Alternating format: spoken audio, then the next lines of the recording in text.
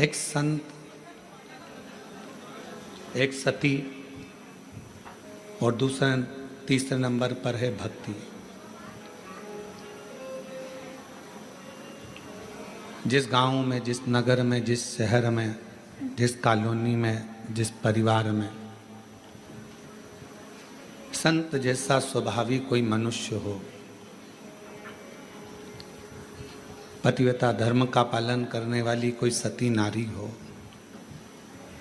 या कोई भक्ति में डूबने वाला कोई मनुष्य हो, परिवार का कोई अंग हो, तो निश्चित है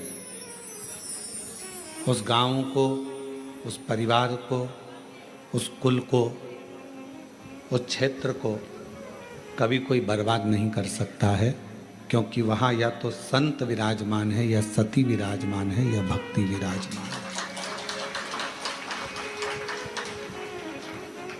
संत का स्वभाव क्या है? आप कैसे पहचानोगे कि ये संत है, या साधु है, या सन्यासी है, या तपस्वी है, या साधक है? एक महात्मा का श्रेष्ठ लक्षण क्या है? जिसकी आत्मा नित्य प्रति भगवान के भजन में, भगवान के कीर्तन में, भगवत नाम में आत्मा नाचती रहे।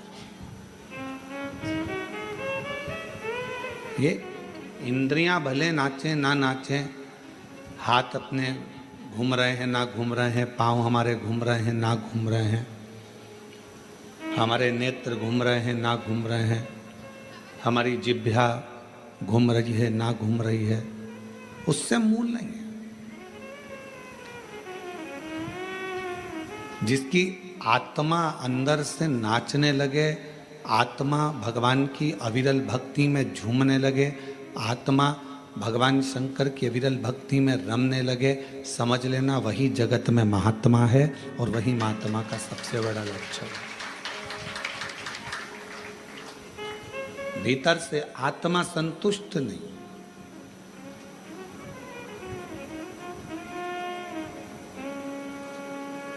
घर के दरवाजे पर लिख दिया शुभ और लाभ, और अंदर रहने वाले व्यक्ति के बुद्धि में शुभ और लाभ विचार नहीं है, तो क्या मतलब? केवल शुभ लिखने से या लाभ लिखने से फल नहीं मिलेगा, शुभ विचारों के होने से भी हमारे घर की पवित्रता रहे।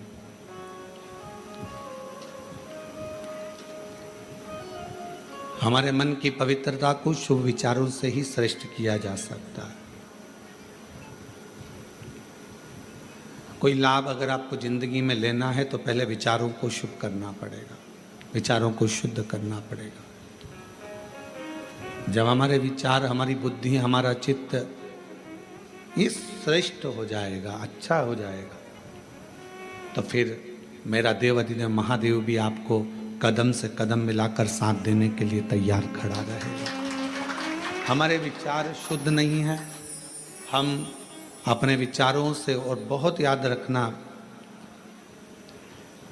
तुम्हारी सूरत, तुम्हारा चेहरा, तुम्हारा रूप, तुम्हारा रंग, तुम्हारा मकान, तुम्हारी गाड़ी, तुम्हारा बंगला, ये सब केवल पृथ्वी तक है। उस परमात्मा के दरवाजे पर ना तुम्हारा गाड़ी है, ना तुम्हारा बंगला है, ना तुम्हारा रूप है, ना तुम्हारा रंग है, ना तुम्हारा कोई स्वरूप है। जैसे बाहर आवाज बढ़ा दो। जैसे एक माँ अपने बच्चे को पढ़ लिखने के लिए स्कूल भेजती है, और माँ सुबह जब बच्चे को तैयार कर कर स्कूल भेजती है तो माँ ये कामना कर कर भेजती है कि मेरा बच्चा 2 बजे, 5 बजे, 3 बजे स्कूल से 12 बजे वापस लौट कर आए। जैसा मैंने भेजा है वैसा ही मेरी बच्चा है। जगत में कोई माँ ऐसी है जो अपने बच्चे को भेजती हो और मन में सोचती हो कि ये वापस ना आए? प्रत्येक माँ जगत की अपने बच्चे को स्कूल भेजती है तो ये विचार कर कर भेजती है कि मेरा बच्चा वापस लौट कर आए, और जैसा मैंने भेजा है वैसा कि वैसा ही मेरी औलाद, मेरी संतान वापिस आए। अब विचार करिएगा, माता पिता अपने बच्चे को भेजते हैं कि मेरा बच्चा स्कूल से जैसा है वैसा कि वैसा ही आए, उसी तरह परमात्मा भी, मेरा बाबा भोलेनाथ भी जब जन्म देता है, और जन्म देता है तो ये विचार कर कर भेजता है कि जितना पवित्र मैंने इसको संसार में भेजा है, मरने पर ये उतना पवित्र मेरे पास होगा। जितना पवित्र मैं इसको भेज रहा हूं, निर्मल मन से, हृदय से, चित्त से, अपने निर्मल स्वभाव से एक बच्चा जब जन्म लेता है, एक बच्चा जब जन्म लेता है तो उसका स्वभाव कोई कपटी नहीं होता। एक बच्चा जब जन्म लेता है तो उसका स्वभाव कभी बेकार नहीं होता। एक बच्चा जब जन्म लेता है तो उसका स्वभाव कपटी नहीं होता, बेकार नहीं होता, वो छल करना नहीं जानता। बस जैसे परमात्मा ने एक बच्चे को जन्म दिया, उसका मन एकदम साफ है, शुद्ध है, उसके मन में कोई भेद नहीं है, उसके मन में कोई कपट नहीं है, उसके मन में कोई बेईमानी नहीं है, छल नहीं है। भगवान भी चाहता है जैसा मैंने तुझे भेजा स्कूल वैसा कि वैसा ही लौट कर आना, जैसा मैंने तुझे भेजा संसार में वैसा ही लौट कर मेरे पास आना, जैसा मैंने भेजा है तुझे। एक अविरल भक्ति के साथ संत, सती और भक्ति, कौन कौन है? तीन, संत, सती और भक्ति। ये तीन अगर हमारे घर के अंदर इन तीन में से एक भी है, जरूरी नहीं कि कोई कपड़े बदल लेगा तो संत हो जाएगा, कोई माला पहन लेगा तो संत हो जाएगा, कोई जटा बढ़ाएगा तो संत हो जाएगा। संत का ये लक्षण नहीं है। संत का लक्षण है कि जहां रह रहा है, जिस स्थान पर रह रहा है, जहां वो है, वहां रहकर अविरल भक्ति को धारण करना। अविरल भक्ति, जहां वो निवास करे उस अविरल भक्ति को धारण करे। संत का लक्षण है संसार की बातों से, संसार की मोह माया से, संसार के सारी दुनिया के संसार के सुख से, भोग से दूर है, वो संत।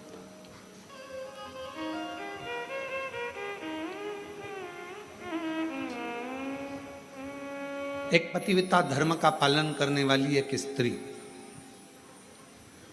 एक नारी अपने घर में रह रही है, परिवार का भरण पोषण में लगी है, बच्चों को पालने में लगी है। एक माँ ने एक प्रश्न किया, इन्हीं पत्रों में है, अभी आगे हम उसको पढ़ेंगे। वो प्रश्न में लिखती हैं कि मैं मंदिर तक नहीं जा पा रही हूँ क्योंकि घर में मेरे सास ससुर बीमार है। फिर उसने पत्र में लिखा कि मैं पहले मंदिर जाती थी, अब नहीं जा पा रही हूँ क्योंकि मेरे सास ससुर बीमार हैं, पति को खदान में काम पर जाना पड़ता है, बच्चों को स्कूल जाना पड़ता है, तो क्या अब मैं पूजन शिवजी की मंदिर में कैसे करूं? तो मेरा उस बहन से, जिसने पत्र लिखा है, उस बहन से इतना ही कहूँगा कि आप मंदिर नहीं जा सकते, अपने सास ससुर की सेवा कर रहे हो, परिवार की सेवा में लगे हो, ये भी मेरे शंकर की सेवा ही है, ये भी मेरे शिव की सेवा। और दूसरा, आपका मन करता है कि मैं मंदिर नहीं जा पा रही हूँ, मेरे मन में खलबली है मंदिर ना जाने की, तो अपने घर में जो शंकर भगवान का शिवलिंग है, अपने घर में जो शिवलिंग विराजमान है, उसकी सेवा करो, उसको जल चढ़ा लो, उसकी आराधना कर लो, मंदिर में पूजन के बराबर ही फल प्राप्त होगा। आप उस सेवा में तो लोग सास ससुर की भी सेवा कर रहे। पंडरीनाथ में हरि विठ्ठल विराजमान है, किसके लिए आए थे? पौंडलिक के लिए। पौंडलिक ने करा क्या था? अपने माँ बाप की सेवा, अपने माता पिता की सेवा। वो तो कभी मंदिर में नहीं गया, ना वो कभी शिवालय गया, ना देवालय गया, ना मंदिर गया, केवल माँ बाप की चरणों की सेवा कर रहा था। इतनी सेवा में लीन हो गया कि भगवान हरि विट्ठल को आकर, पांडुरंगा नारायण को आकर दर्शन देना पड़ा। इतना कीचड़ हो रहा था कि वहाँ पौंडलिक ने एक ईंट फेंक दी और उस ईंट के ऊपर भगवान दोनों हाथ कमर पर रखकर खड़े हो गए। हरि विट्ठल खड़े हो गए, उसका इंतजार करते रहे।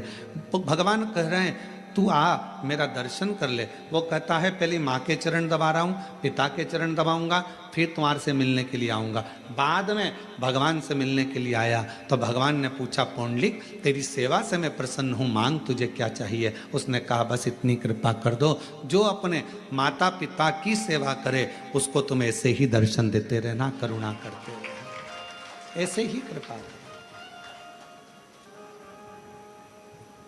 क्या करें हम?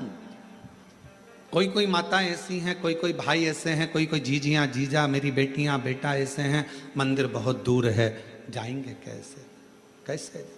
तो जहाँ अपना घर है, घर के अंदर जो शिवालय है उसकी भी आराधना कर सकते। घर में जो मंदिर है, घर में जो भगवान विराजना है उसकी भी आराधना करो, साधना करो। कभी भी अपने घर के बच्चे को नालायक मत समझो, कभी भी अपने घर के बच्चे को हम हमेशा लायक ही समझो।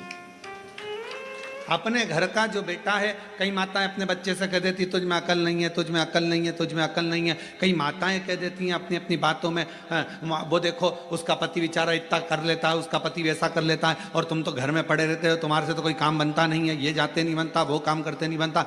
अपने घर में, अपने परिवार में ये ना देखा जाए कि कौन कमजोर है। ठीक है, कोई कोई बच्चा पढ़ने में होशियार रहता है, कोई कोई किसी कला में होशियार रहता है। मेरा भगवान किसी को कम तो नहीं रखता, भगवान सबको लेवल बराबर बनाकर रखता है।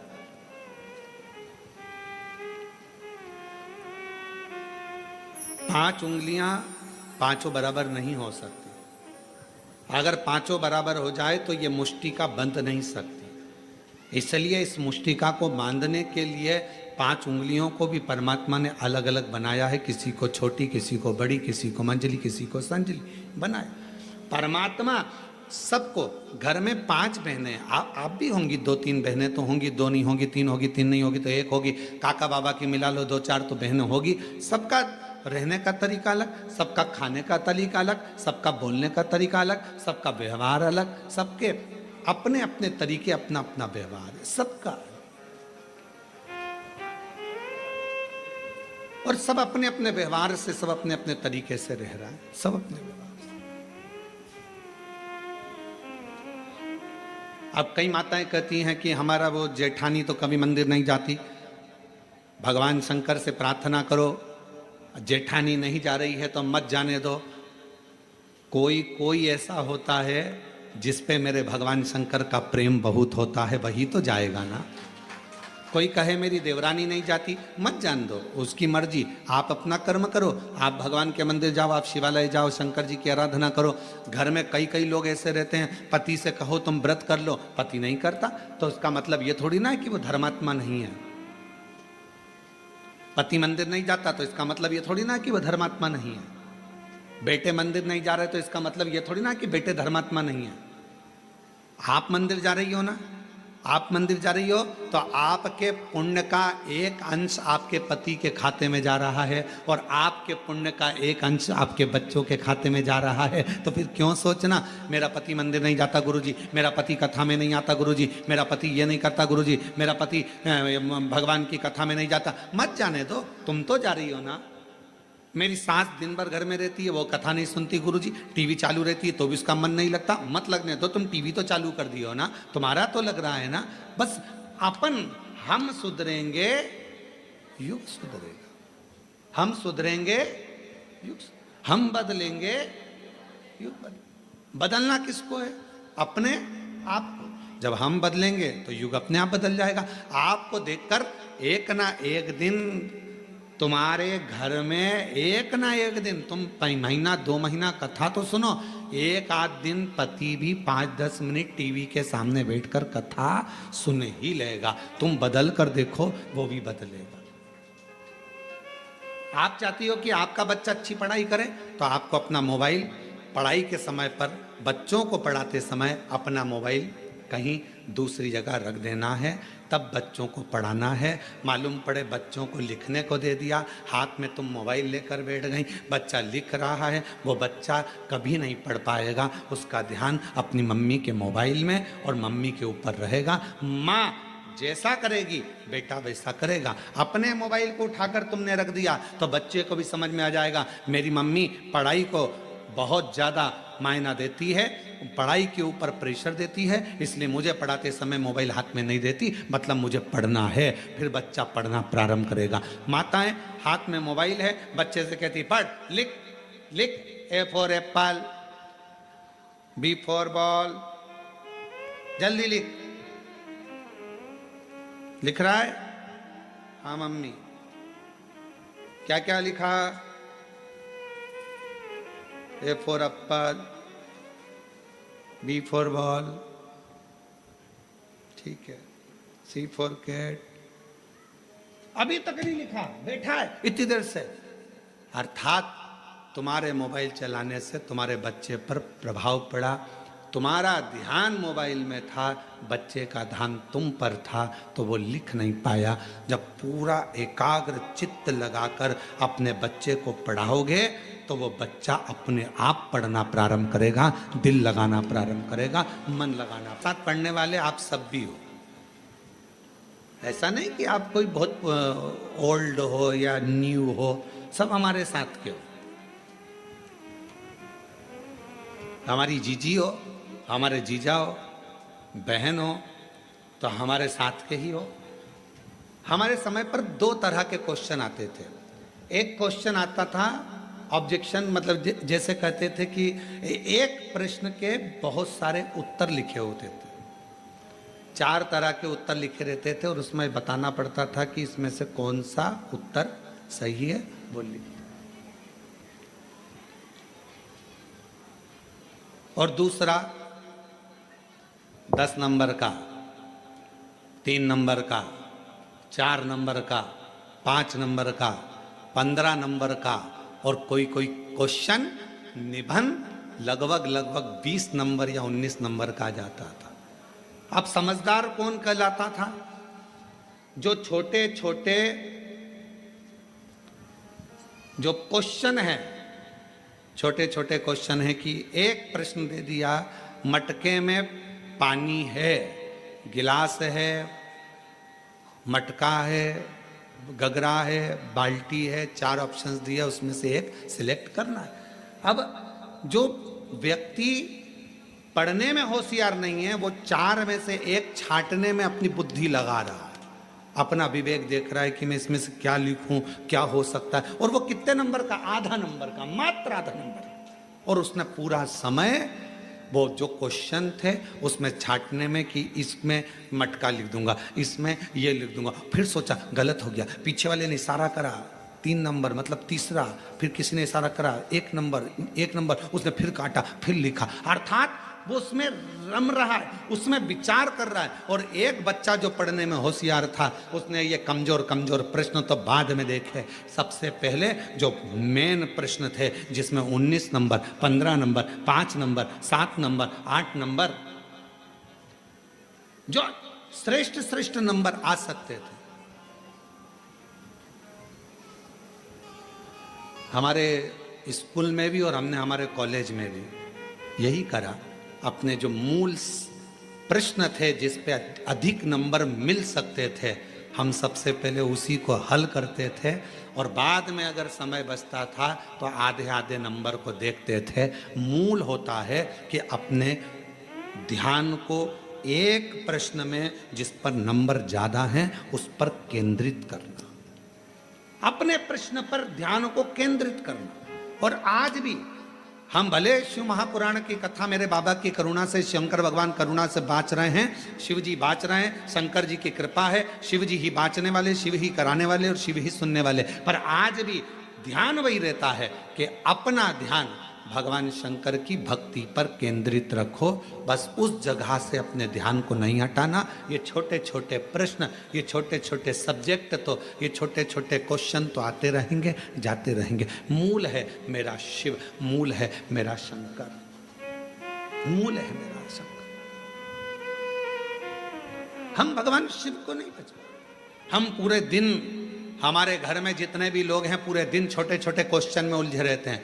जरा सा पानी गिर गया, सास ने चिल्लाना चालू कर दिया, बेडशीट गिर गई, उस पे चिल्ला दिया, बर्तन झूठे रखे हैं, उस पे चिल्ला दिया। अरे अगर चिल्लाना ही है तो कोई बड़ा क्वेश्चन लाओ, कोई बड़ा प्रश्न लाओ जिस पे विवाद करना है। छोटे छोटी बात पर विवाद करते हो। ये जरा सा खाने पर विवाद कर दिया, रोटी ज्यादा बन गई तो विवाद, सब्जी फेंक दी तो विवाद, सब्जी में जरा सी मिर्ची जल गई तो विवाद, गैस की टंकी जल्दी खत्म हो गई तो विवाद, तेल जल्दी खत्म हो गया तो विवाद, मिर्ची जल्दी खत्म हो गई तो विवाद, पति आकर बोला कल ही तो सब्जी लाया था तो विवाद चालू हो गया। ये छोटे सब्जेक्ट है, ये छोटे क्वेश्चन है। इन छोटे क्वेश्चनों के लिए समय मत निकालो, बड़ा क्वेश्चन ढूंढो। लड़ाई करना है तो कोई बुलंद बात लेकर आओ जिसके पीछे लड़ाई हो। तो बात है, छोटी छोटी बात पे क्या लड़ाई करना। उसी तरह भगवान को पाने के लिए क्वेश्चन बड़ा, मतलब मन बड़ा करिए, शिव की ओर केंद्रित करिए।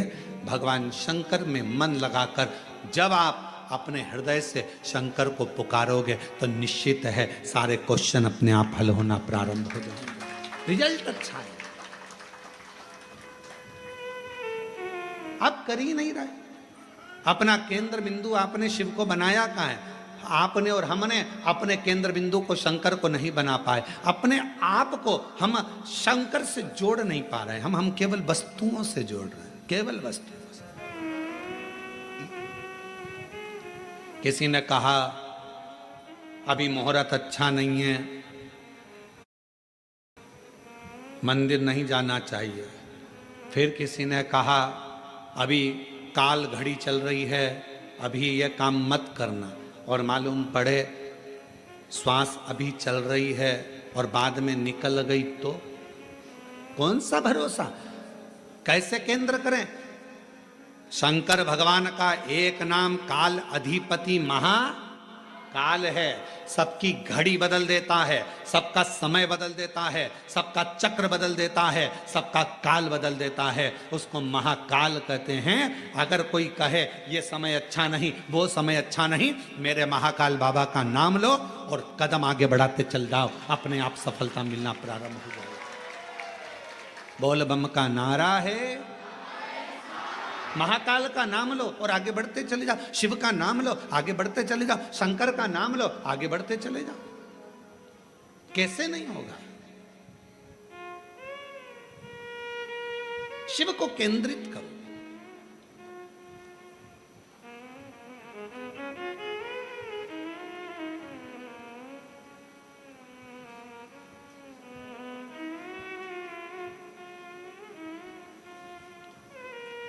एक हमारे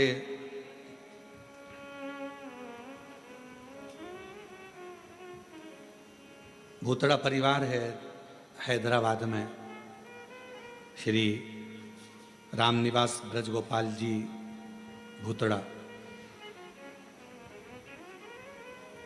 एक बार वो मिलने के लिए आए और उन्होंने कहा गुरुजी बहुत मन है हैदराबाद में शिव महापुराण की कथा हो, पर व्यवस्था कैसे हो? इतना भीड़ आता है, इतना पब्लिक आता है, इतना भाग्यनगर में कथा होना और इतना भीड़। हमने कहा भूतड़ा जी क्यों चिंता करते हो? बाबा पर भरोसा रखना, माता पिता पर भरोसा रखना, उनके आशीर्वाद पर भरोसा रखना, तो जिंदगी में ऐसा नहीं कि आप शिव महापुराण की कथा नहीं करवा पाओगे, जरूर करवा पाओगे। और यहाँ पर भी बैठे हैं यजमान परिवार, हमारे को रोज लेकर आते हैं। उन्होंने कहा गुरुजी साहू परिवार है, एक वो अग्रवाल परिवार है, और ये लोग कहे हमने सोचा